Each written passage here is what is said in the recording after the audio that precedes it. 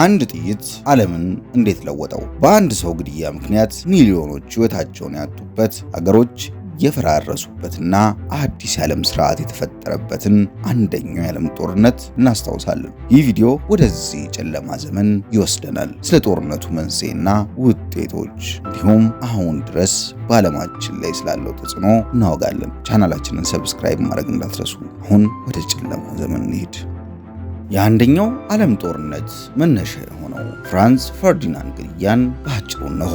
በ20ኛው ክፍለ ዘመን መጀመሪያ ላይ አውሮፓ በከፍተኛ የፖለቲካ ውጥረት ውስጥ ነበረች። የተለያዩ የአውሮፓ ሀገራት በቀኝ ግዛት መስፋፋት፣ በኢኮኖሚ ውድድርና በብሔራዊ ኩራት ምክንያት እርስ በርሳቸው ይወዳደሩ ነበረ። የኦስትሪያ ሃንጋሪ ንጉሠ ነገሥት ፍራንስ ጆሴፍ የወራሽነት ቦታው የነበረው አርክዱክ ፍራንስ ፈርዲናንድ ነበረ። ሰኔ 28 ቀን 1914 አርክዱክ ፍራንስ ፈርዲናንድ እና ባለቤታቸው ሶፊያ በቦስኒያና ሄርዞጎቪና ዋና ከተማ በሆነችው ሳራየቮን ጎበኙ። በዚያን ጊዜ ቦስኒያና ሄርዞጎቪና በኦስትሪያ ሃንጋሪ ግዛት ስር ነበረች። ጋብሪኤሎ ፍራንሲ የተባለው ሰርቢያዊ ብሔርተኛ አርክዱክና ባለቤታቸውን ተኩሶ ገደላቸው። ይህ ግድያ የአንደኛው ዓለም ጦርነት እንዲጀመር ምክንያት ሆነ። ኦስትሪያ ሃንጋሪ ለሰርቢያ መንግስት የማይችሉትን ጥያቄዎች አቀረበች። ሰርቢያ እነዚህን ጥያቄዎች ሙሉ በሙሉ ባለማሟላቷ ኦስትሪያ ሃንጋሪ በሰርቢያ ላይ ጦርነት አወጀች። በአውሮፓ ሀገራት መካከል የነበረው የትብብር ስምምነት አሊያንስ ሲስተምስ ምክንያት ጦርነቱ በፍጥነት ወደ ሌሎቹ አውሮፓ ሀገራት ተዛመተ። ጀርመን አውስትራሊያ ሃንጋሪን ደገፈች፣ ሩሲያ ደግሞ ሰርቢያን ደገፈች። ፈረንሳይና እንግሊዝ ከሩሲያ ጎን ቆሙ። በዚህም ምክንያት የአንደኛው ዓለም ጦርነት ተጀመረ። ሮም በቋፉ ላይ የነበረው የአውሮፓ ሀገራት መከፋፈል የአርክዱክ ፍራንስ ፈርዲናንድ ግድያ በአውሮፓ ሀገራት መካከል የነበረውን ውጥረት ያባባሰ ሲሆን ይህም ወደ አንደኛው ዓለም ጦርነት መጀመር ምክንያት ሆነ። የአንደኛ ዓለም ጦርነት እንዲፈነዳ የረዱት ዋና ዋና ዳራዎችን እንመልከት። አንደኛ፣ የብሔራዊ ኩራት። በ19ኛው ክፍለ ዘመን መጨረሻና በ20ኛው ክፍለ ዘመን መጀመሪያ ላይ በአውሮፓ ውስጥ የብሔራዊ ኩራት ስሜት በጣም ተስፋፍቶ ነበረ። እያንዳንዱ ሀገራት የራሱን ብሔራዊ ማንነትና የበላይነት ለማሳየት ይፈልግ ነበረ። ይህ ደግሞ በሀገራት መካከል ከፍተኛ የሆነ ውጥረት እንዲፈጠር አድርጓል። ሁለተኛ፣ የትብብር ስምምነቶች አሊያንስ ሲስተምስ። የአውሮፓ ሀገራት እርስ በርስ የትብብር ስምምነቶችን በመፈራረም እርስ በርስ ተሳስረው ነበረ። እነዚህ ስምምነቶች አንድ ሀገር በሌላ ሀገር ላይ ጦርነት ከጀመረ የተቀሩት ሀገራት በጦርነት ውስጥ እንዲገቡ አስገድዷቸዋል። ይህም ደግሞ አንድ ትንሽ ግጭትን ወደ ትልቅ ጦርነት እንዲቀየር አድርጎታል። ሶስተኛ፣ የወታደራዊ ኃይል መጨመር። የአውሮፓ ሀገራት ወታደራዊ ኃይላቸውን በከፍተኛ ሁኔታ እያሳደጉ ነበረ። ይህ ደግሞ የጦርነት ስጋትን እንዲጨምር አድርጎታል። እርስ በርስ እንዲፈራሩም ምክንያት ሆኖ ነበረ። አራተኛ፣ የቀኝ ግዛት መስፋፋት። የአውሮፓ ሀገራት ለአፍሪካና የሌሎች ዓለም ክፍሎችን ለመቆጣጠር ከፍተኛ ውድድር ውስጥ ነበሩ። ይህ ቀኝ ግዛት መስፋፋት በሀገራት መካከል የኢኮኖሚ ውድድርና ውጥረትን ፈጥሯል። አምስተኛ፣ የኢንዱስትሪ እድገት። የኢንዱስትሪ እድገት የአውሮፓ ሀገራትን የኢኮኖሚ ኃይላቸውን እንዲያሳድጉ ረድቷቸዋል። ነገር ግን ይህን እድገት በሀገራት መካከል የኢኮኖሚ ውድድርና አለመግባባትን አስከትሎ ነበረ። በአጭሩ የአንደኛው የዓለም ጦርነት የተከሰተው በአውሮፓ ውስጥ በነበረው የፖለቲካ ውጥረት፣ የኢኮኖሚ ውድድርና የቀኝ ግዛት መስፋፋት ነው። እነዚህ ምክንያቶች ተዳምረው ጦርነቱ እንዲፈነዳ አድርገውት ነበረ። በአንደኛው የዓለም ጦርነት ውስጥ የተካሄዱ ዋና ዋና ጦርነቶች የሚከተሉት ናቸው። አንደኛ፣ የማርኔ ጦርነት በ1914 ዓ.ም የተካሄደ ጦርነት ሲሆን የጀርመን ጦር ፈረንሳይን በፍጥነት ለመቆጣጠር ያደረገው ሙከራ የከሸፈበት ነው። ይህ ጦርነት የጦርነቱን ሂደት በመቀየር የጦርነቱ ፍጻሜ ለረጅም ጊዜ እንዲቆይ አድርጎታል። ሁለተኛ፣ የሶም ጦርነት በ1916 ዓ.ም የተካሄደ ጦርነት ነው። እጅግ በጣም ደም አፋሳሽ ከሆኑት ጦርነቶች መካከል አንዱ ነው።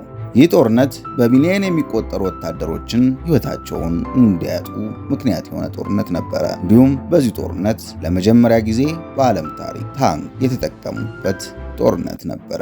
ሶስተኛ፣ የቫርደን ጦርነት በ1916 ዓ.ም የተካሄደ ጦርነት ነው። የጀርመንና የፈረንሳይ ጦሮች ለረጅም ጊዜ የቆየና ከፍተኛ ጉዳት ያስከተለ ጦርነት ነበረ። ይህ ጦርነት የሁለቱን ወገኖች ጽናት የሚያሳይ ጦርነት ነበረ።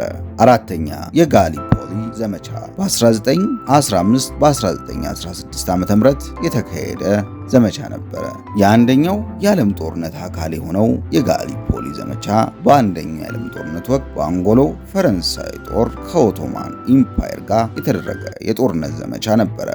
የጁትላንድ ጦርነት በ1916 ዓ.ም የተካሄደ ጦርነት ነው። በአንደኛው የዓለም ጦርነት ወቅት በሰሜን ባህር ውስጥ በብሪታንያና በጀርመን የባህር ኃይሎች መካከል የተደረገ የባህር ላይ ጦርነት ነው። እነዚህ ጦርነቶች የአንደኛው የዓለም ጦርነት አካሄድ ላይ ከፍተኛ ተጽዕኖ ያሳደሩ ጦርነቶች ነበሩ።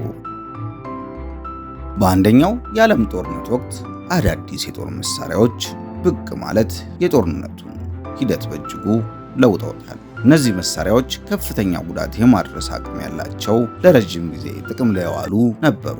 ከነዚህም መካከል የመጀመሪያው ታንክ ነበረ። ታንክ ለመጀመሪያ ጊዜ በሶም ጦርነት ላይ ጥቅም ላይ ውለዋል። እነዚህ ከባድ የጦር መሳሪያዎች የእግረኛ ወታደሮች በመድፍና በመትረየስ እሳት እንዳይጋዩ የሚረዱ ነበሩ። ታንኮች በጦርነት ውስጥ ትልቅ ለውጥ ያመጡ ሲሆን የመከላከያ መስመሮችን ሰብረው ለመግባት ያስችሉ ነበረ። ሁለተኛው አውሮፕላኖች ለመጀመሪያ ጊዜ በጦርነት ውስጥ ጥቅም ላይ የዋሉትኝ በአንደኛው የዓለም ጦርነት ነበረ። አውሮፕላኖች ለስለላ፣ ለቦምብ ጥቃትና ለአየር ላይ ውጊያ ያገለግሉ ነበረ። በጦርነቱ መገባደጃ አካባቢ አውሮፕላኖች የጦርነቱን ውጤት ለመወሰን ትልቅ ሚና መጫወት ጀመሩ።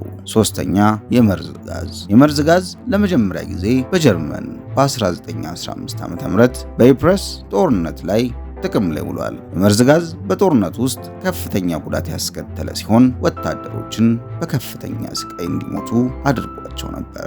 የመርዝ ጋዝ አጠቃቀም በዓለም አቀፍ ደረጃ የተወገዘ ቢሆንም በጦርነቱ ወቅት በስፋት ጥቅም ላይ ውሎ ነበረ። የባህር ሰርጓጅ መርከቦች። የባህር ሰርጓጅ መርከቦች የጀርመን የባህር ኃይል በብዛት ይጠቀምባቸው የነበረ የጦር መሳሪያ ነበር። የባህር ሰርጓጅ መርከቦች የጠላትን የንግድ መርከቦችና የጦር መርከቦችን በማጥቃት የጠላት ምሽግን ለማዳከም የሚጠቀሙበት ነበር። እነዚህ አዳዲስ የጦር መሳሪያዎች በአንደኛ የዓለም ጦርነት ውስጥ ከፍተኛ ጉዳት ያስከተሉ ሲሆን የጦርነቱን ሂደት በእጅጉ ለውጦት ነበረ። አንደኛው የዓለም ጦርነት በዓለም ላይ ከፍተኛ የሆነ ለውጥ ያመጣ ሲሆን በፖለቲካ ኢኮኖሚያዊና ማህበራዊ ዘርፎች ላይ ከፍተኛ አስተዋጽኦ አሳድሯል። የመንግስታት ውድቀት።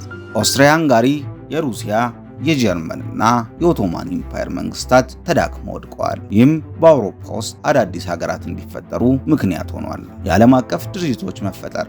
የመንግስታቱ ማህበር ወይም ሊግ ኦፍ ኔሽን የተመሰረተው በዓለም ላይ ሰላምን ለማስፈን በሚል መርሆ ነበረ።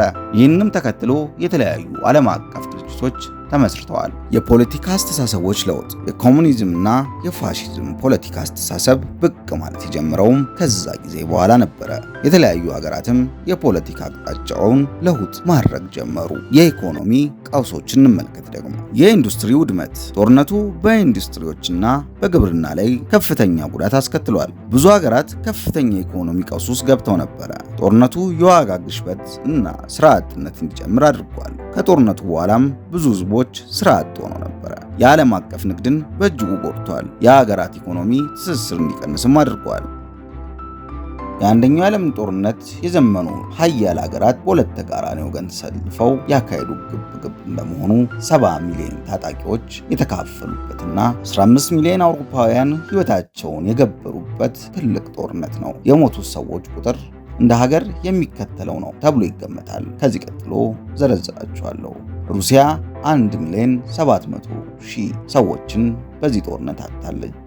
ጀርመን 1,773,000 ህዝቦቿን በዚህ ጦርነት ያጣች ሁለተኛ ሀገር ነች። ፈረንሳይ 1,400,000 ዜጎቿን በዚህ ጦርነት አጥታለች። ኦስትሪያ-ሃንጋሪ 1.2 ሚሊዮን ህዝቦቿን በዚህ ጦርነት አጥታለች። ታላቋ ብሪታንያ 908,371 ሰው በዚህ ጦርነት ህይወታቸውን አጥተዋል። ጣሊያን 650,000 ዜጎቿን በዚህ ጦርነት አጥታለች። ኦቶማን ኢምፓየር 800,000 የሚሆኑ ዜጎቿን በዚህ ጦርነት አጥታለች። ዩናይትድ ስቴትስ ኦፍ አሜሪካ 116,516 ሰዎቿን በዚህ ጦርነት አጥታለች። የሌሎች ሀገር ዜጎች ደግሞ 1,500,000 ሰዎችን በዚህ አስከፊ ጦርነት ምክንያት ሕይወታቸውን ያጡ ናቸው። በአጠቃላይም 15 ሚሊዮን የሚጠጋ የዓለም ሕዝብ በዚህ አስከፊ ጦርነት ሕይወቱን ገብሯል። እነዚህ ቁጥሮች ግምታዊ ናቸውና በተለያዩ ምንጮች መካከል ሊለያዩ ይችላሉ። የአንደኛው ዓለም ጦርነት በ1918 ዓ.ም በቬርሳይ ስምምነት አማካኝነት አብቅቷል። የቬርሳይ ስምምነት በፈረንሳይ በቬርሳይ ቤተ መንግስት የተፈረመ ሲሆን ዋና ዋና ነጥቦቹ የሚከተሉት ናቸው። አንደኛ፣ የጦርነቱ ኃላፊነት። ጀርመን ጦርነቱን በመጀመሯ ሙሉ ኃላፊነት እንድትወስድ ተገደደች። ይህ አንቀጽ በጀርመን ውስጥ ከፍተኛ ቅሬታ ፈጥሯል። የግዛት ለውጦች። ጀርመን ብዙ ግዛቶችን እንድትመልስ ተገደደች። ለምሳሌ አልሳስ ሎሬን ለፈረንሳይና አንዳንድ ምስራቃዊ ግዛቶችን ለፖላንድ ተሰጡ። የጀርመን ቀኝ ግዛቶች ለተባበሩ ኃይሎች ተከፋፈሉ። የወታደራዊ ገደቦች። የጀርመን ጦር ኃይል በጣም እንዲቀንስ ተደረገ። የጀርመን ከባድ የጦር መሳሪያዎች እንዳትይዝ ተከለከለች። ራይንላንድ የተባለች የጀርመን ግዛት በፈረንሳይና በተባበሩ ኃይሎች ቁጥጥር ስር ሆነች። የካሳ ክፍያ። ጀርመን ለተባበሩት ኃይሎች ከፍተኛ የሆነ የካሳ ክፍያ እንድትፈጽም ተገደደች። ይህም ክፍያ የጀርመንን ኢኮኖሚ በእጅጉ ጎዳው። የመንግስታቱ ማህበር ሊግ ኦፍ ኔሽን በቬርሳይ ስምምነት በጀርመን ላይ ከባድ ቅጣቶችን የጣለ ሲሆን ይህም በጀርመን ውስጥ ከፍተኛ ቅሬታን ፈጥሯል። ይህም ቅሬታ ለሁለተኛ ዓለም ጦርነት መነሻ ከሆኑት ምክንያቶች አንዱና ዋነኛው ሆነ። ውድ ተመልካቾቻችን የአንደኛው ዓለም ጦርነት ትሩፋት ዛሬም ድረስ ይሰማል። ይህ አሰጋጊ ግጭት ስላስከተለው ውድመትና ሰላምን የመጠበቅ አስፈላጊነት ማስታወስ አለብን። ስለተመለከታችሁን እናመሰግናለን እና ለተጨማሪ እንደዚህ አይነት ቪዲዮ እንዲደርሳችሁ ቻናላችንን ሰብስክራይብ ማድረግ እንዳትረሱ። ቀጣይ ስለ ሁለተኛው የዓለም ጦርነት እንዲሰራላችሁ ከፈለጋችሁ ኮመንት ላይ አሳውቁን። ቸር ቆዩን። ሳሙኤል ነበርኩ።